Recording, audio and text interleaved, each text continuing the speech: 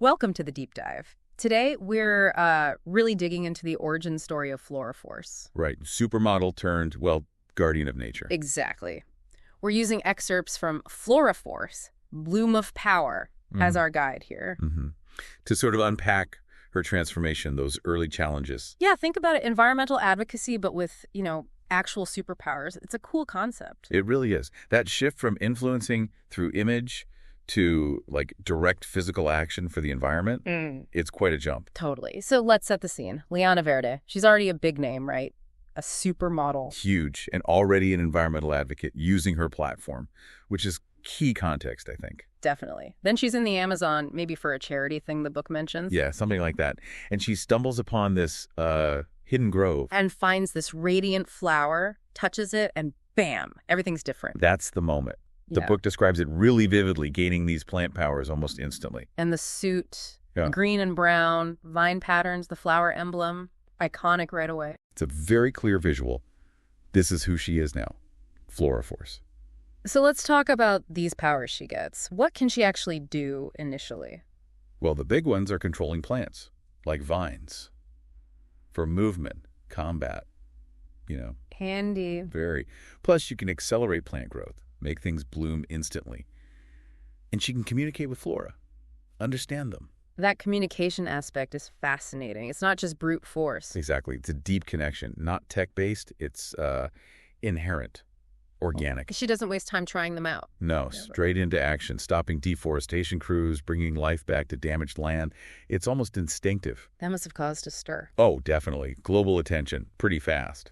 Which leads to the next phase, really. Right, the Verdant Alliance, people seeing what she's doing and getting inspired. A global movement starts to form around ecological preservation, spurred by her actions. Yet you can't have a powerful new hero without, well, a powerful new villain emerging, can you? It seems to be the way these things go. Enter Dr. Thorne. Ah, yes, Dr. Thorne. What's his deal? He's a former botanist, but he's gone down a different path. Genetically engineered stuff, synthetic biology. And he creates this blight. Yeah, a really dangerous one, threatening ecosystems worldwide.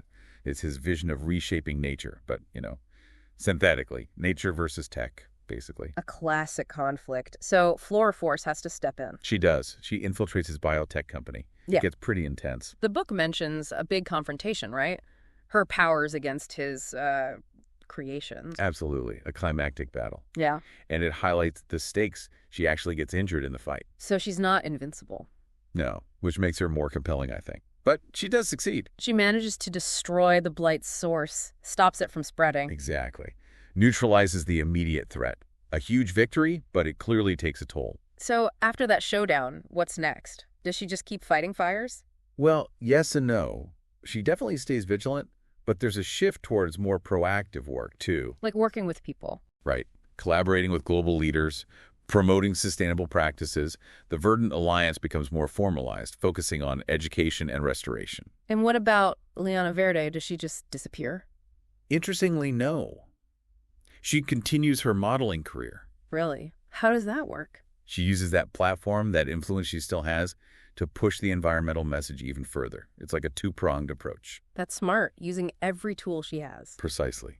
She's Liana the advocate and Floraforce the guardian, both working towards the same goal. So summing up, we've got this incredible journey, supermodel to eco-superhero. Yeah, facing down immediate threats, inspiring a global movement, and then settling into this role as a long-term protector and advocate. It really shows the impact one person could potentially have, doesn't it? Even in a fictional context. It absolutely does. And it kind of leaves you thinking, beyond the superpowers, beyond the comic book elements, what if that power to heal and protect in different ways resides in all of us? Maybe not controlling vines, but, through our own choices and actions every day. It's definitely something to mull over. A powerful thought to end on. Indeed. Thanks for joining us on this deep dive into Floraforce's beginnings. We'll catch you next time.